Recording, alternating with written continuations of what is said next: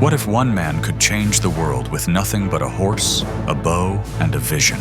This is the story of how a boy from the harsh steppes of Mongolia built the biggest land empire in history, and how his people rewrote the rules of war, power, and trade.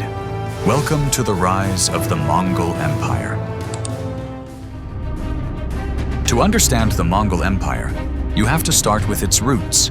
Nomadic tribes roaming the wild lands of Central Asia. Life was tough.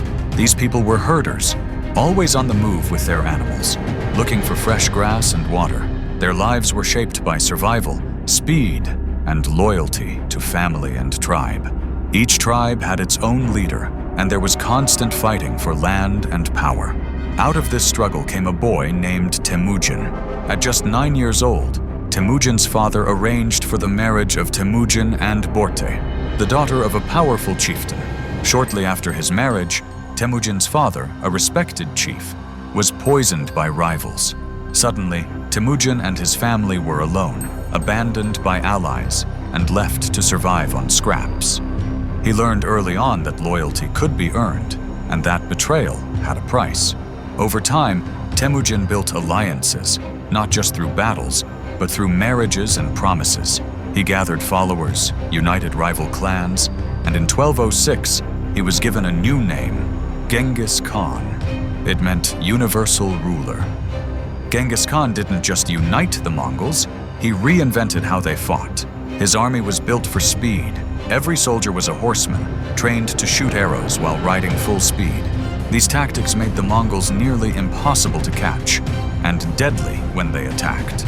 But speed wasn't their only weapon. Genghis Khan used fear as a strategy.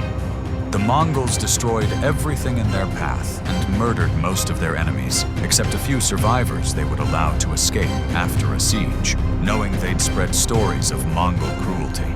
This led cities to often surrender without a fight, just to avoid the destruction. Genghis also gathered intelligence like no one else. Scouts, spies, and defectors fed him information about enemy positions and weaknesses. Genghis also used fake intelligence. The Mongols made their enemies believe that they were facing larger armies than they actually were.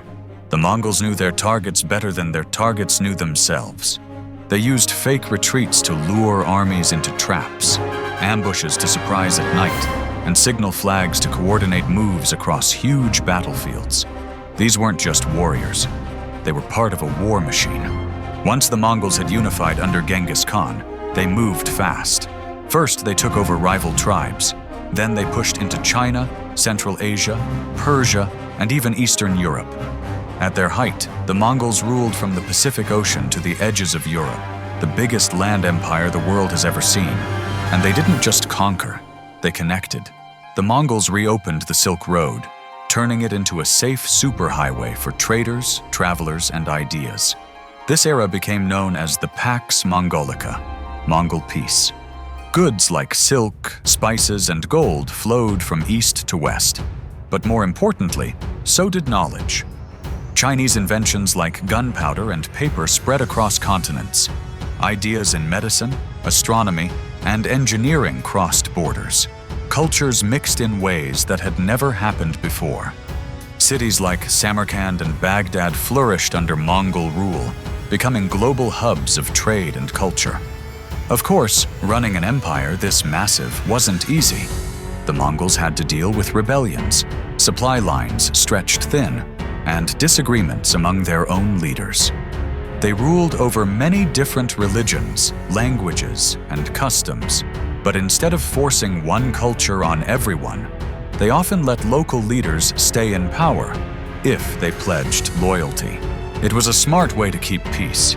Genghis Khan promoted people based on talent, not family ties. If you were good at your job, you rose through the ranks, no matter your background. Still, not everyone remembers the Mongols fondly. Their conquests were brutal. Cities that resisted were often wiped out. Historical accounts describe mass killings and destruction. The same tactics that built an empire also left scars that lasted generations. In his 60s, during his battle with the rebellion of the Western Zaya, Genghis died, likely from the bubonic plague. Many debate the actual cause of his death. Theories surrounding his death range from falling from his horse to being stabbed. In 227, after Genghis Khan died, his empire didn't collapse. His sons and grandsons carried on his vision, expanding the empire even further. One of his grandsons, Kublai Khan, became emperor of China and started the Yuan dynasty. The Mongols changed the way empires worked. They proved that a nomadic people could rule the settled world. They brought distant civilizations together and created the blueprint for global trade routes that would shape the future. Russia, China, the Middle East. Each of these places still carries marks of Mongol influence in their politics, cultures, and borders. Even their military style left a lasting impact. Generals for centuries studied Mongol strategies. From Napoleon to modern special forces, the ideas of speed, flexibility, and surprise still echo in military planning. But perhaps their biggest legacy is that the Mongols showed that the world was connected. What happened in the steppes of Mongolia could shake the foundations of cities thousands of miles away. And that idea, that we're all part of a bigger story, still matters today. From the windswept plains of Mongolia to the courts of China and Persia, the Mongols left a trail of fire, change, and connection. Genghis Khan didn't just build an empire, he built bridges between worlds. Thanks for watching.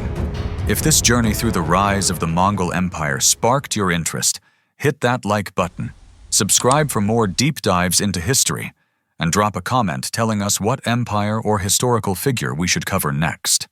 Until next time, keep exploring.